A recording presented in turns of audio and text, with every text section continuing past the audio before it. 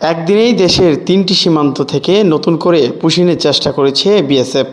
পঞ্চগড়, লালমনিরহাট, নওগাঁ সীমান্ত দিয়ে নারী, শিশুসহ অন্তত ৬০ জনকে বাংলাদেশে পুশিনে চেষ্টা করে তারা।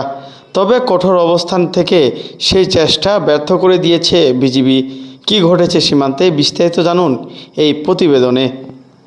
দেশের উত্তরাঞ্চলে বিভিন্ন সীমান্তে আবারও পুশিনের চেষ্টার ঘটনা সামনে এসেছে।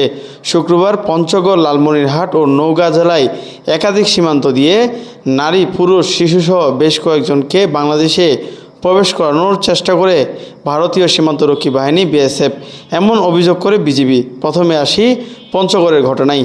জেলার সদর উপজেলার হাড়িভাষা ইউনিয়নের বড়বাড়ি সীমান্ত এলাকায় 10 জনকে বাংলাদেশে ঠেলে দেওয়ার চেষ্টা করা হয়।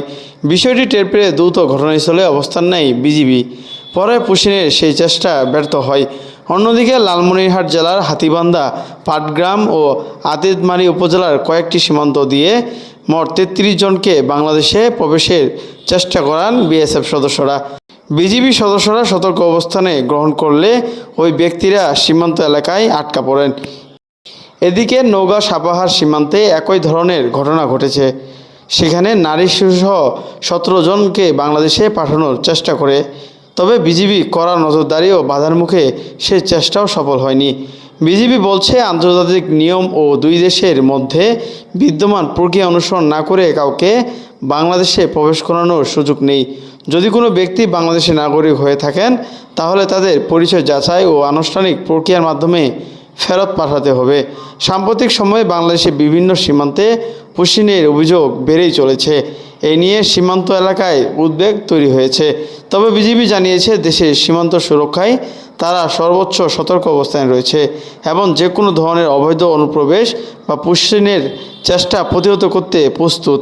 পঞ্চগড়, লালমনিরহাট ও নওগাঁ একদিনেই 3 জেলায় অন্তত 60 জনকে পুশিনের চেষ্টার খবর নতুন করে আলোচনায় এসেছে।